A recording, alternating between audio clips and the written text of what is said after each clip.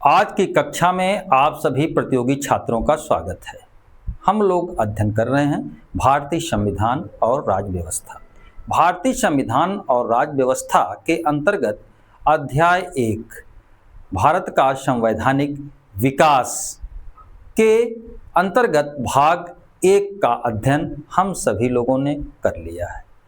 भाग 2 के अंतर्गत हम संवैधानिक विकास का द्वितीय कालखंड जो 1773 से प्रारंभ होता है और 1831 पर समाप्त होता है का अध्ययन करेंगे। तो आइए हम प्रारंभ करते हैं संवैधानिक विकास भाग 2। भारत का संवैधानिक विकास के द्वितीय कालखंड की बात हम कर रहे हैं। किसकी बात कर रहे हैं? द्वितीय कालखंड। द्वितीय कालखंड। इस द्वितीय कालखंड की जो समय अवधि है वह है 1773 ईस्वी से लेकर 1831। 1773 ईस्वी से लेकर के 1831 ईस्वी तक। इस कालखंड में 1773 का रेगुलेटिंग एक्ट पास हुआ, पिट्स इंडिया एक्ट पास हुआ और 1813 का चार्टर एक्ट जैसे महत्वपूर्ण अधिनियम बनाए गए जो भारतीय संविधान की संवैधानिक रूपरेखा को तय करते हैं। सबसे प्रथम में हम आते हैं रेगुलेटिंग एक्ट। पहला जो इस कार्यकाल में आया रेगुलेटिंग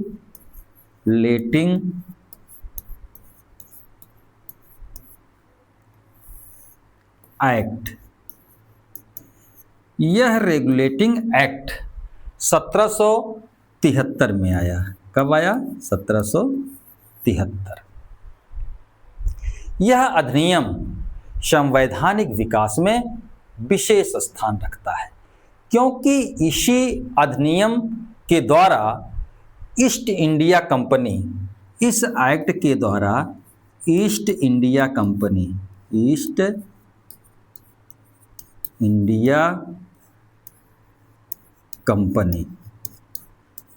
पर संसदीय नियंत्रण का सूत्रपात होता है। किसके नियंत्रण का? संसदीय नियंत्रण का। संसदीय नियंत्रण यानी इस अधिनियम के माध्यम से ब्रिटिश सरकार ने ईस्ट इंडिया कंपनी पर शासकीय नियंत्रण लगाना प्रारंभ कर दिया। इससे स्पष्ट कर दिया गया कि भारतीय कंपनी के अधीन यानी इस कंपनी के अधीन जो भारतीय क्षेत्र हैं, ये भारतीय क्षेत्र अब जो है कंपनी का निजी मामला नहीं रहा। यानी कंपनी का अब निजी मामला यह नहीं रहा कि ईस्ट इंडिया कंपनी के अधीन अधिगृहित किए गए क्षेत्रों का प्रशासन अब कंपनी का निजी मामला नहीं रहा। ब्रिटिश संसद को अब यह अधिकार हो गया कि उसके विषय में वह कानून बनाए और आवश्यक आदेश दे। यह अधिनियम कौन सा अधिनियम? रेगुलेटिंग एक्ट 1773 का अधिनियम। यह तत्कालीन यानी 1773 में ब्रिटेन के जो प्रधानमंत्री थे उनका नाम था, क्या नाम था? Lord north. लॉर्ड नॉर्थ ने एक गुप्त समिति की स्थापना की। एक गुप्त समिति। इसी समिति के सिफारिश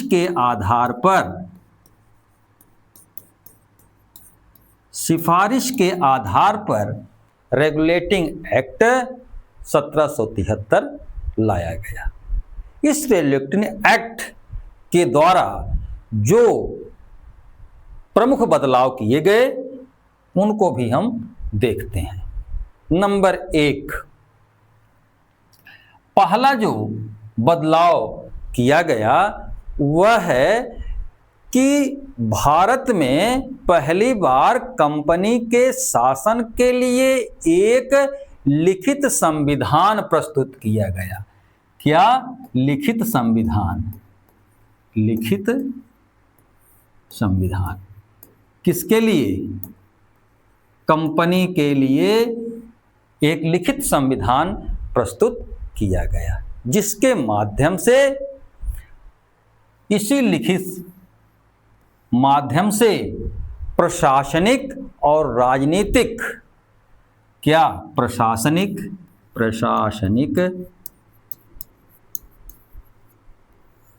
और राजनीतिक, क्या? उत्तरदायित्व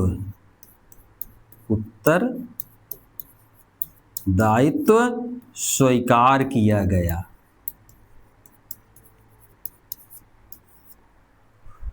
लिखित संविधान के माध्यम से राजनीतिक और प्रशासनिक उत्तरदायित्व स्वीकार किया। और हमने बताया था कि जो बोर्ड ऑफ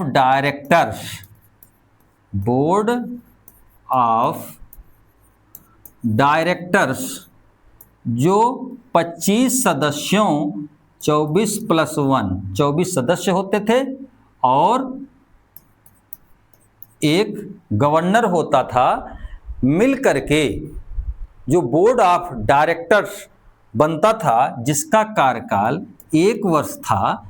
इस अधिनियम में, यानी 1773 के अधिनियम में उसके कार्यकाल को 4 वर्ष कर दिया गया। पहला जो बदलाव किया गया, कंपनी के लिए एक लिखित संविधान प्रस्तुत किया गया और जो कंपनी के द्वारा अधिग्रहित क्षेत्र थे उनके संदर्भ में प्रशासनिक और राजनीतिक उत्तरदायित्व को स्वीकार किया गया। दूसरी बात जो इस अधिनियम में आती है, यह बात आती है कि भारत में ब्रिटिश राज्य का एकीकरण और केंद्रीयकरण, क्या? एकीकरण और क्या? केंद्रीयकरण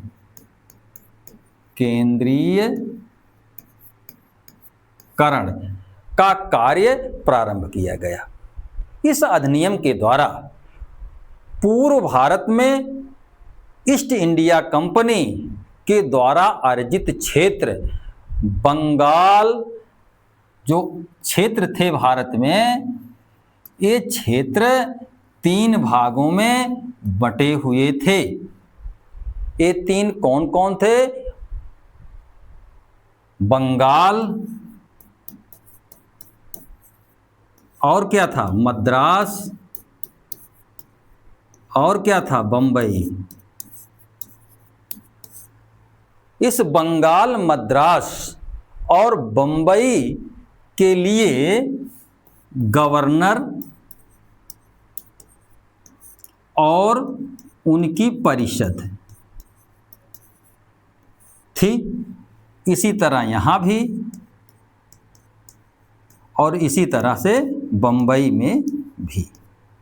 ये तीनों एक दूसरे से भारत में स्वतंत्र थे और ये सीधे अलग अलग उत्तरदायी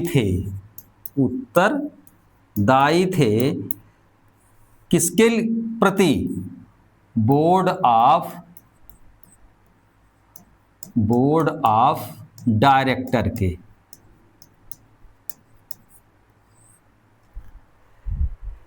ये जो अलग अलग विभक्त थे, इन तीनों प्रेसिडेंसियों, बंबई, मद्रास और बंगाल, इन तीनों प्रेसिडेंसियों का एक गवर्नर जनरल बना दिया गया। क्या? गवर्नर जनरल बना दिया गया। और गवर्नर जनरल के सहायता के लिए एक 4 सदस्यीय परिषद बनाया गया। 4 सदस्यीय परिषद बनाया गया। और परिषद के जो सदस्य होते थे ये ब्रिटेन से सीधे नियुक्त करके भेजे जा सकते थे। इनका जो कार्यकाल होता था वह होता था 5 वर्ष। अब आपके मस्तिष्क में एक सवाल आ रहा होगा कि जो गवर्नर जनरल था इस अधिनियम के तहत भारत का गवर्नर जनरल बनाया गया, वह था वारेन हेस्टिंग।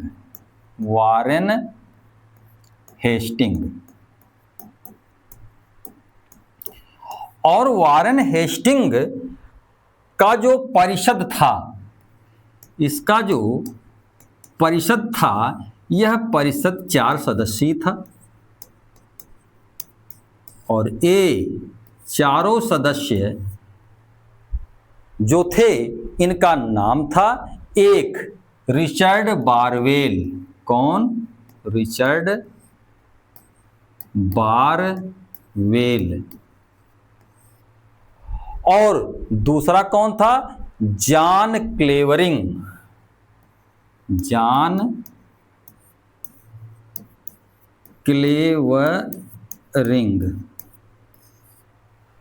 और तीसरा का था फिलिप फ्रांसिस।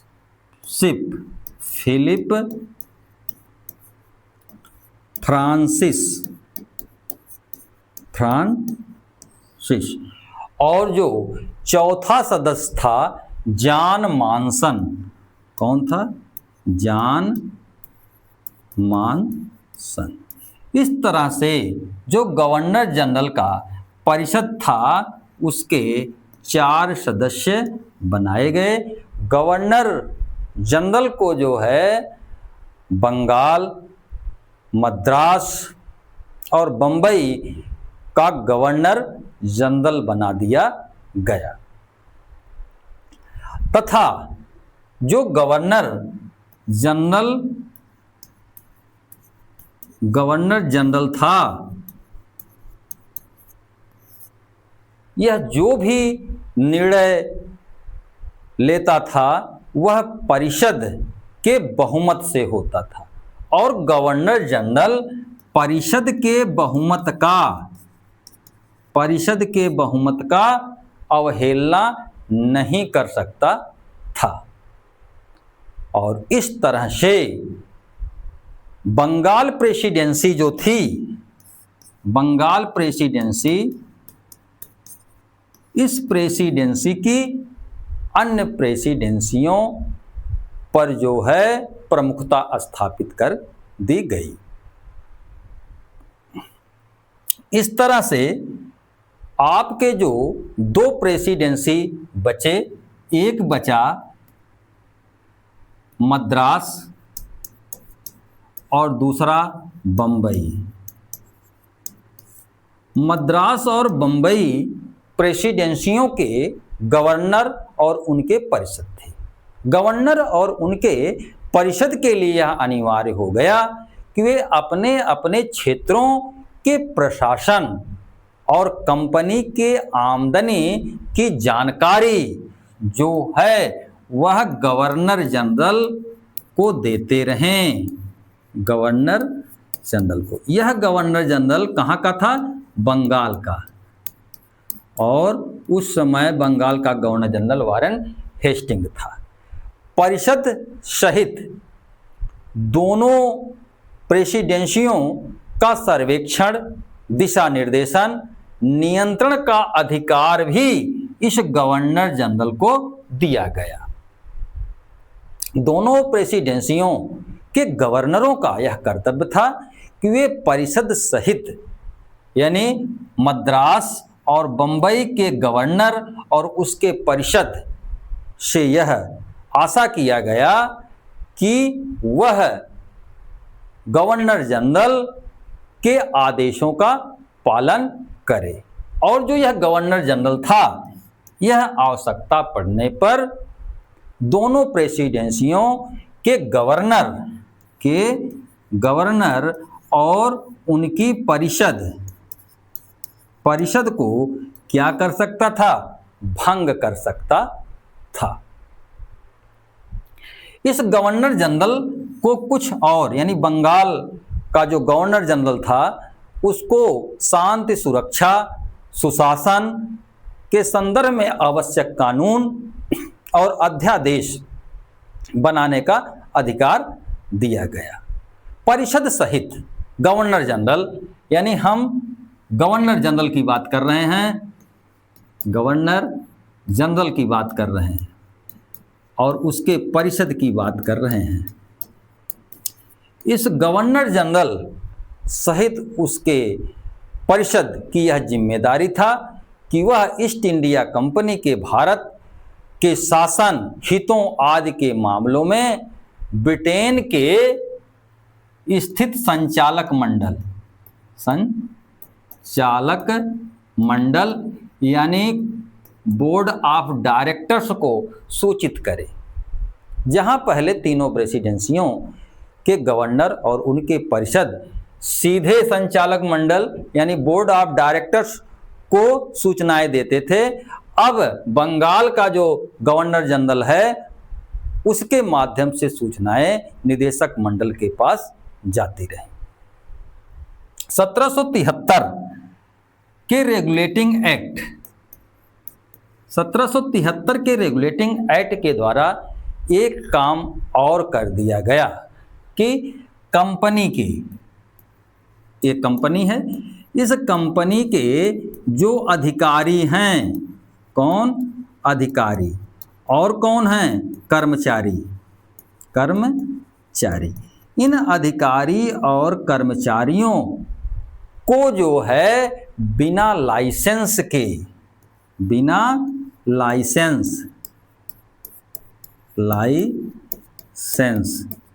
के व्यापार को क्या किया? प्रतिबंधित कर दिया गया। प्रतिबंधित यानी रोक दिया गया। अब कंपनी के अधिकारी और कर्मचारी बिना लाइसेंस के निजी व्यापार नहीं कर सकते थे। अगली बात जो 1773 के रेगुलेटिंग एक्ट में की गई वह था कि 1774 में कहाँ? कलकत्ता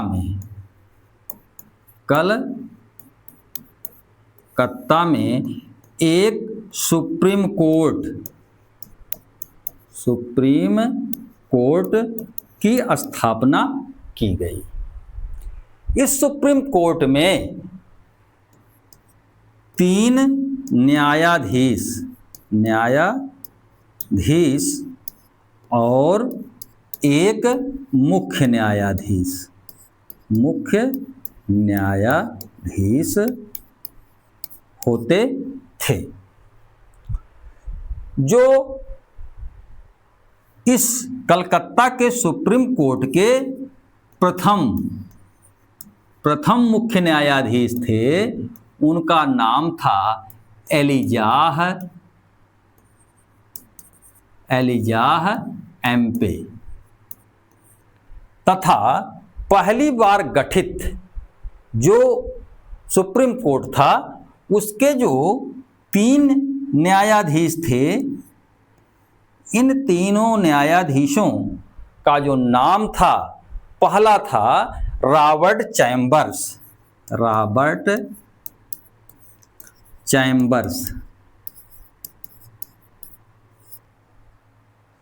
दूसरे थे स्टेफन सीजर लिमेस्टर और तीसरे थे जॉन हाइड। इस तरह से जो 3 न्यायाधीश थे वे थे Robert Chambers, Stephen Caesar Lemaistre और जॉन हाइड। यहाँ पर जो सुप्रीम कोर्ट है इसके निर्णयों के विरुद्ध जो है अपील की जा सकती थी। अपील कहाँ की जा सकती थी? यह प्रीवी काउंसिल में। प्रीवी काउंसिल ब्रिटेन की जो लॉर्ड सभा है उसमें इसकी अपील की जा सकती थी। गवर्नर जनरल, जो गवर्नर जनरल होता था, गवर्नर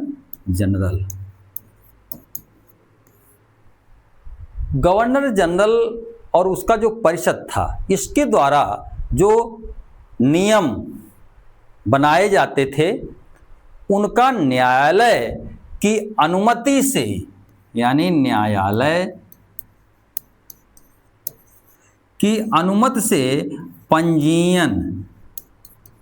पंजीयन और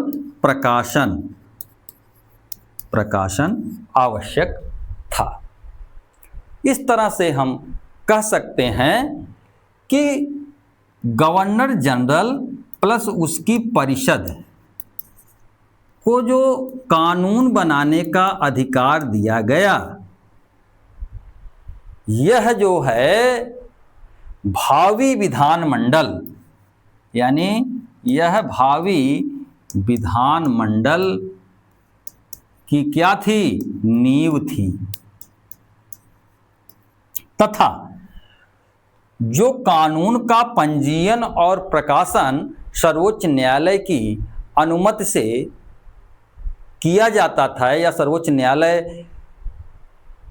के द्वारा किया जाता था, वह जो है न्यायिक समीक्षा के सिद्धांत, न्यायिक समीक्षा के सिद्धांत की स्वीकृति थी।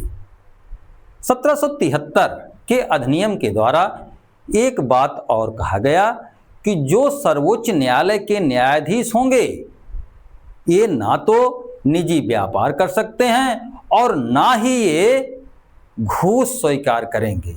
यदि ये ऐसा काम करते हैं तो इस अपराध के लिए इसकी सुनवाई और सजा दोनों कहाँ किया जाएगा? इंग्लैंड में किया जाएगा। जो 1773 का अधिनियम था, इस अधिनियम के कुछ दोष भी थे, यानी कुछ कमियां भी थी। जैसे बंबई और मद्रास, पहली जो कमी थी, जैसे आपने देखा कि बंबई और मद्रास के गवर्नर जनरल और उसके परिषद को बंगाल के, इन दोनों को बंगाल के गवर्नर और उसके परिषद के अधीन कर दिया गया।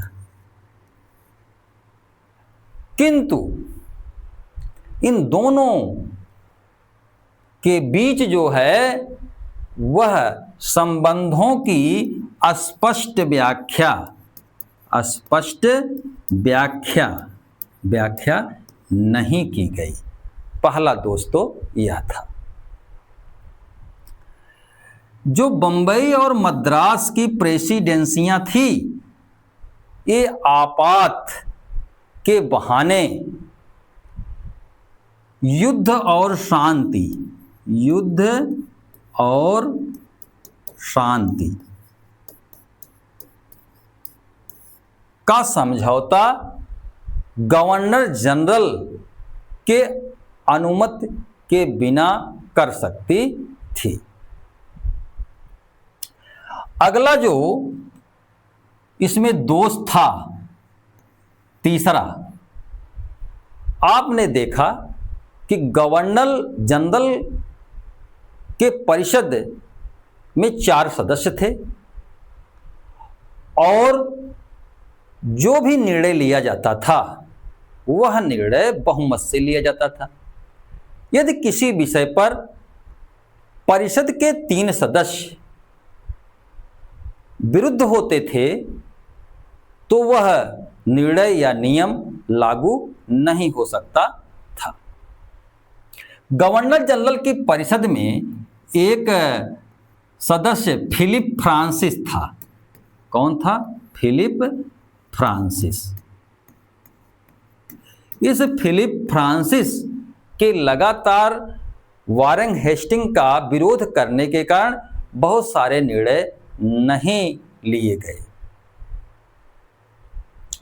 अगला जो इसमें कमी थी वह कमी थी कि जो सर्वोच्च न्यायालय था, कौन? सर्वोच्च न्यायालय।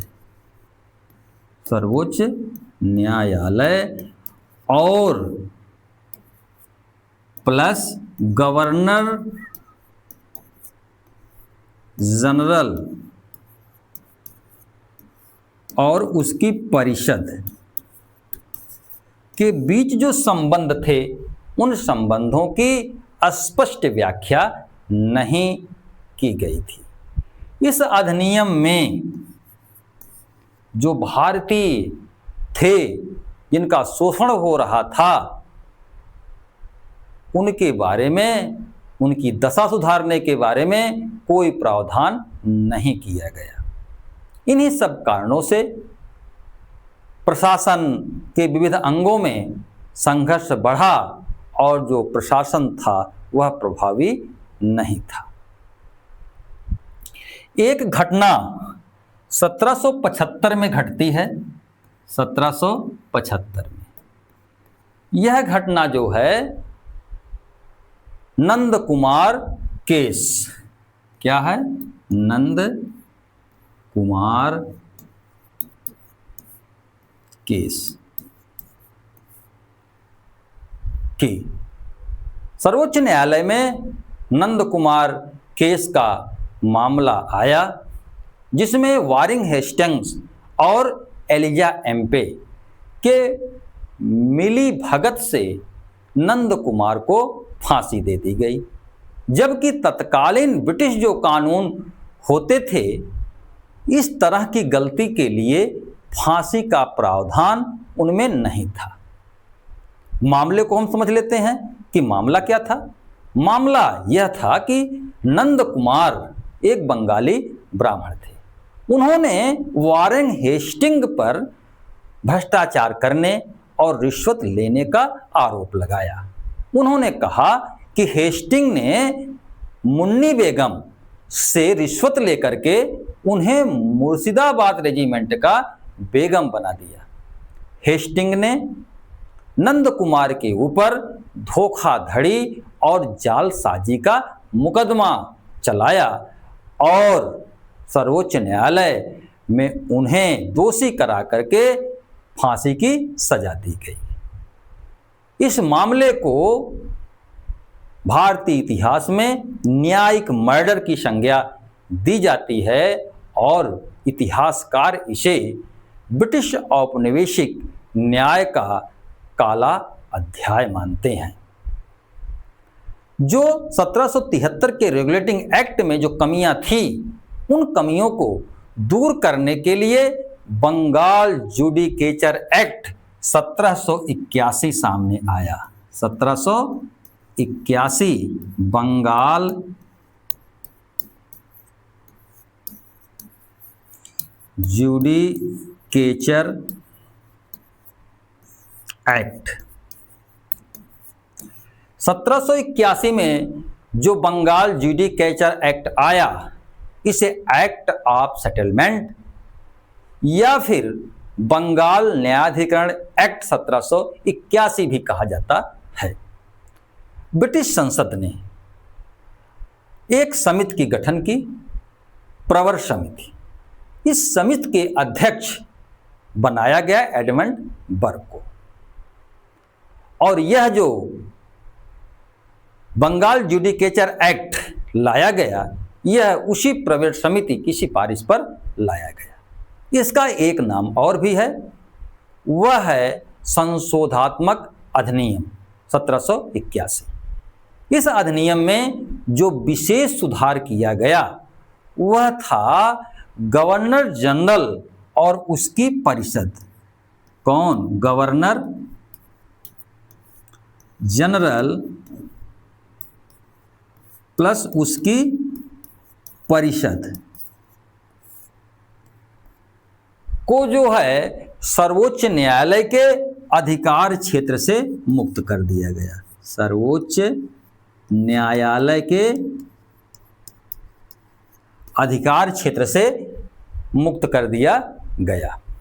यह तय हो गया कि कंपनी के अदालतों के निर्णय तथा कर संबंधी मामलों के विरुद्ध जो अपील की जाएगी वह गवर्नर जनरल सहित परिषद के समक्ष की जाएगी। जहां तक भारतीयों का संबंध है, कलकत्ता में जो सर्वोच्च न्यायालय का स्थापना किया गया वह कलकत्ता में रहने वाले लोगों के संबंध में ही कार्य करती थी। शेष क्षेत्र हिंदू और मुसलमानों के जो रीति रिवाज, प्रथाएं, कानून आदि थे उसके आधार को मान्यता दी गई, जिससे देसी और विदेशी कानूनों में संघर्ष ना हो और व्यवस्था शांतिपूर्वक चलती रही। किंतु 1784 में एक अलग से एक्ट लाना पड़ा। कब? 1784 में। इस 1784 के एक्ट को पिट्स इंडिया एक्ट कहा जाता है। क्या? Pitt's India act.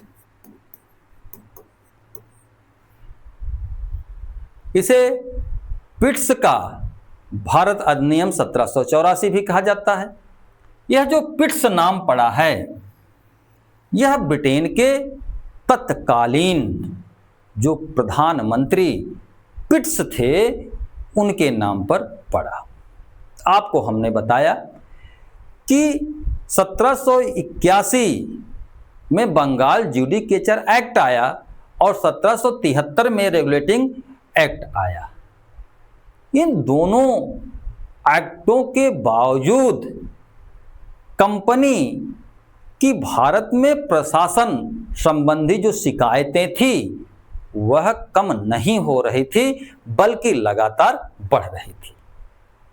कंपनी के जो काले कारनामे थे, इन काले कारनामों के विरुद्ध ब्रिटिश संसद में लगातार मांग बढ़ रही थी। अतः ब्रिटिश संसद ने 1781 में 2 संसदीय समितियों का गठन किया, जिसमें से एक समिति के अध्यक्ष बर्ग थे। दोनों समितियों ने भारत में जो गवर्नर जनरल तत्कालीन थे वारेन हेस्टिंग, उनके कार्यों की आलोचना की तथा वारेन हेस्टिंग को दोबारा वापस बुला लेने की सिफारिश की गई। किंतु जो ईस्ट इंडिया कंपनी के मालिक थे उन लोगों ने ऐसा करने से मना कर दिया और फिर से संवैधानिक संकट खड़ा हो गया। तत्कालीन सरकार नॉर्थ और फॉक्स की थी। इस संकट की स्थिति से निपटने के लिए कॉमन सभा में एक विधेयक प्रस्तुत किया और यह विधेयक पास नहीं हो सका। अतः नॉर्थ और फॉक्स की संयुक्त सरकार को त्याग पत्र दे देना पड़ा। कंपनी की आर्थिक स्थिति लगातार गिर रही थी और इस गिरती आर्थिक स्थिति के कारण कंपनी को दोबारा कर्ज लेने के लिए बाध्य होना पड़ा। नए प्रधानमंत्री पिट्स आए। उन्होंने अपनी कुशलता और वाक पटुता के माध्यम से विधेयक को 1784 में ब्रिटिश संसद से पास करवा लिया और जिसे पिट्स इंडिया एक्ट 1784 कहा गया। और इस पिट्स इंडिया एक्ट 1784 के प्रमुख प्रावधान जो हैं उनको हम समझ लेते हैं। पहला प्रावधान पिट्स इंडिया एक्ट में जो किया गया वह था, इस अधिनियम के माध्यम से ब्रिटेन में कंपनी के मामले में दोहरे प्रशासन का प्रारंभ हुआ। कंपनी के, मान लीजिए यह कंपनी है, कंपनी का जो प्रशासन है, इस प्रशासन को दो भागों में बांट दिया गया। एक मामला राजनीतिक और दूसरा मामला था व्यापारिक। इस तरह से कंपनी के मामलों को दो भागों में बांट दिया गया। जहां व्यापारिक मामलों को ब्रिटेन में पूर्व में गठित कोर्ट ऑफ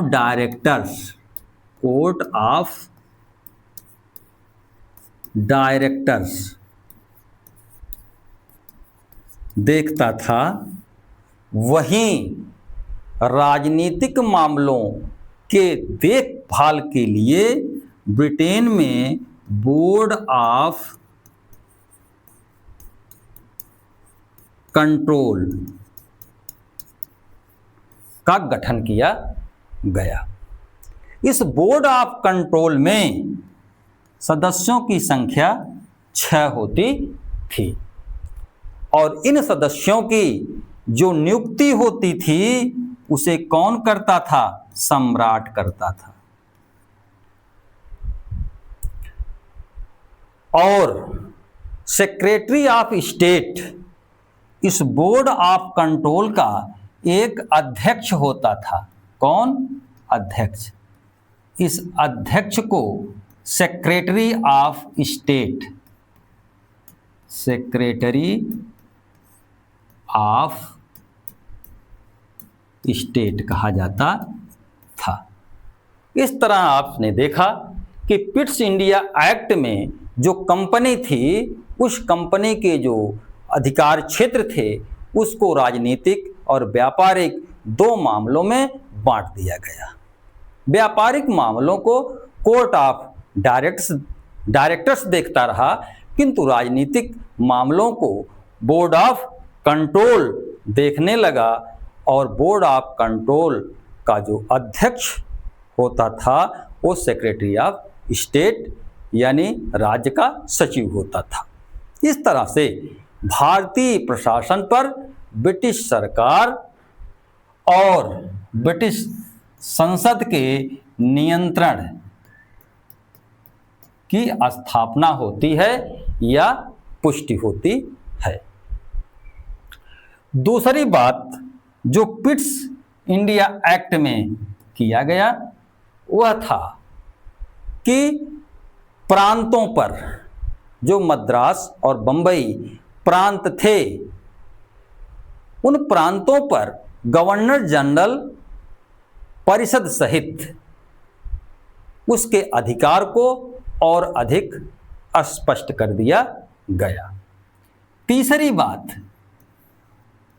हमने पूर्व में बताया था कि जो गवर्नर जनरल था उसकी परिषद में सदस्यों की संख्या 4 थी। ये 3 सदस्य किसी बात पर एक मत होते तो गवर्नर जनरल कोई भी अपनी बात लागू नहीं करवा सकता था। इस समस्या से निजात पाने के लिए गवर्नर जनरल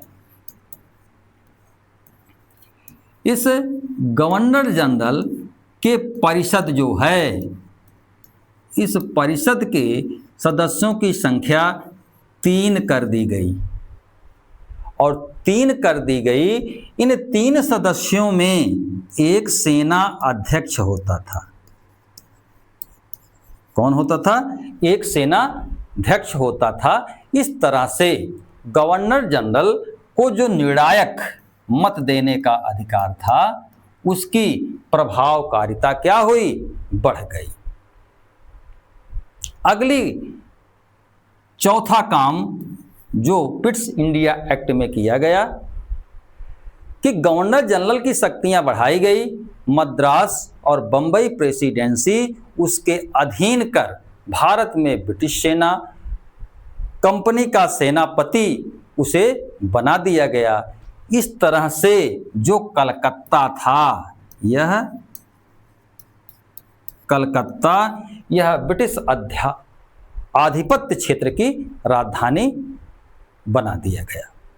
इसमें यह प्रावधान किया गया कि जो सिविल और सैन्य अधिकारी नियुक्त किए जाएंगे, इस एक्ट के अधीन उन अधिकारियों को 2 माह के भीतर भारत और ब्रिटेन में उनकी जो संपत्ति है उसकी घोषणा करनी पड़ेगी। इस अधिनियम की कुछ कमियां थी, कमियों की ओर भी आप नजर डाल लें। पहली कमी थी कि जो गवर्नर जनरल ऑफ इंडिया था, ये जो गवर्नर जनरल था, इस गवर्नर जनरल को 2 स्वामी की सेवा करनी पड़ती थी, 2 स्वामी की। एक स्वामी कौन था, court of directors, court of directors, और दूसरा था बोर्ड ऑफ कंट्रोल। इस तरह से गवर्नर जनरल को 2 स्वामियों की सेवा करनी पड़ती थी। दूसरा बात जो था वह था कि जो बोर्ड ऑफ डायरेक्टर्स और बोर्ड ऑफ कंट्रोल था, इनके बीच जो जिम्मेदारियां, उत्तरदायित्व, इसका स्पष्ट विभाजन नहीं था। 1786 में जब कॉर्नवालिस गवर्नर जनरल बन करके भारत आया, तो 1786 में एक पूरक एक्ट, 1786 में एक पूरक एक्ट आया, यानी उसको पूर्ण करने वाला एक्ट आया। और इस एक्ट के द्वारा विशेष मामलों में गवर्नर जनरल को परिषद के निर्णयों को रद्द करने का अधिकार दे दिया गया। इस 1784 के पिट्स इंडिया एक्ट के बाद एक 1793 में चार्टर अधिनियम आता है, उसको देख ले। 1793 चार्टर एक्ट। अब 1793 के चार्टर एक्ट में जो परिवर्तन किए गए, उसमें जो पहला परिवर्तन किया गया वह था कि जो बोर्ड ऑफ कंट्रोल का गठन किया गया, जो राजनीतिक मामलों को देखता था, उसके संगठन में काफ़ी बदलाव कर दिए गए। अब बोर्ड ऑफ कंट्रोल में जो बदलाव किए गए, उसके कारण जो बोर्ड ऑफ कंट्रोल के परिषद में शक्ति होती थी, वह बोर्ड ऑफ कंट्रोल के अध्यक्ष में निहित गई। बोर्ड ऑफ कंट्रोल के अध्यक्ष में निहित हो गई। बोर्ड ऑफ कंट्रोल के अध्यक्ष में निहित हो गई, यानी भारत सचिव में निहित हो गई, तथा कंपनी का भारत में व्यापार करने का जो एकाधिकार था, वह 20 वर्षों के लिए आगे और बढ़ा दिया गया। तथा 1793 इसके अधिनियम में एक महत्वपूर्ण बदलाव तीसरा जो किया गया वह था कि जो बोर्ड ऑफ कंट्रोल के सदस्य हुआ करते थे, इन सदस्यों का वेतन जो था, यह वेतन और कर्मचारियों का वेतन भारतीय राजस्व से देने का प्रावधान किया गया। यानी अब इनका खर्चा भारतीय वहन करते। गवर्नर जनरल की शक्तियों में और ज़्यादा वृद्धि कर दी गई और 5वें नंबर पर इसने यानी 1793 के एक्ट ने एक केंद्रीय शक्तिशाली सत्ता के विकास में योगदान दिया। अब हम आते हैं 1813। 1813 में एक चार्टर एक्ट आया, चार्टर एक्ट। अब देखिए 1813 में जो चार्टर एक्ट आया, इसके प्रमुख प्रावधान क्या थे? 1793 का जो चार्टर था, इसके पूर्ण होने यानी 20 वर्ष पूर्ण होने से पहले ही भारतीय मामलों की जांच आवश्यक हो गई। लॉर्ड वेनेजली ने इस दौरान कंपनी के अधिकृत क्षेत्रों में युद्ध के माध्यम से काफ़ी वृद्धि की, जिससे कंपनी के खर्चे बढ़े और कंपनी एक बार पुनः आर्थिक कठिनाइयों में फंस गई।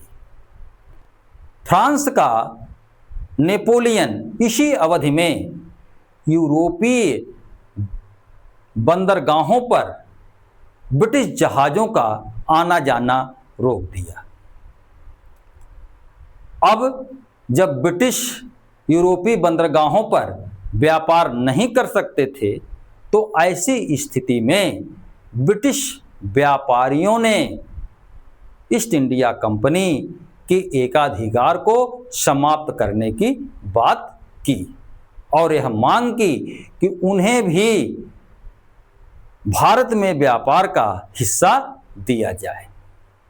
अतः हाउस ऑफ कॉमन्स ने एक समिति गठन की और उस समिति की रिपोर्ट के आधार पर 1813 का चार्टर एक्ट आया।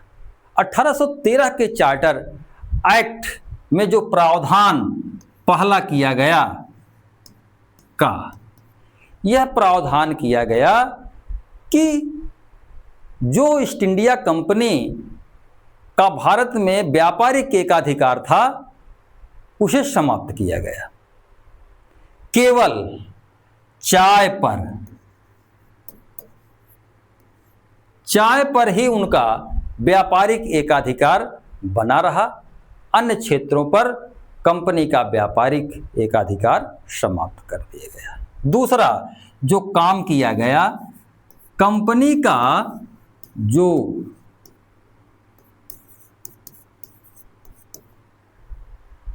जीवन काल था वह पुनः 20 वर्षों के लिए आगे बढ़ा दिया गया।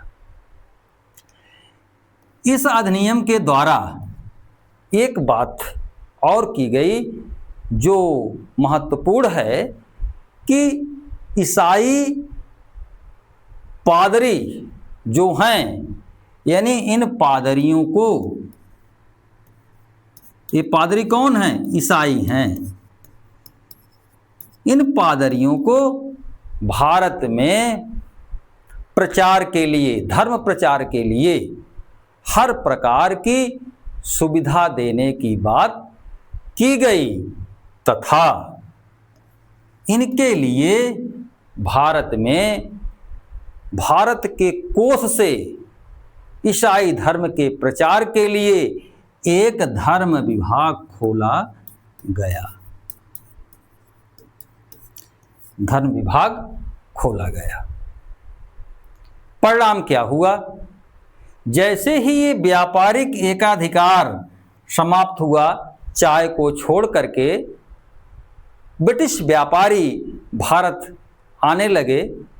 वहाँ के मिलों में उच्च कोटि के बने हुए कपड़े भारत में आने लगे। भारत का जो स्थानीय कुटीर करघा उद्योग था उसके सामने वह टिक नहीं पाया और कृषि प्रधान देश और भारत कच्चा माल पैदा करने के देश के रूप में बन गया। इस तरह से हमने 1813 के चार्टर अधिनियम में जो प्रावधान किए गए उसको भी हमने भली भांति देखा। ये सारी बातें परीक्षाओं के दृष्टिकोण से अति उपयोगी है, इन्हें आपको अवश्य पढ़ना चाहिए। धन्यवाद।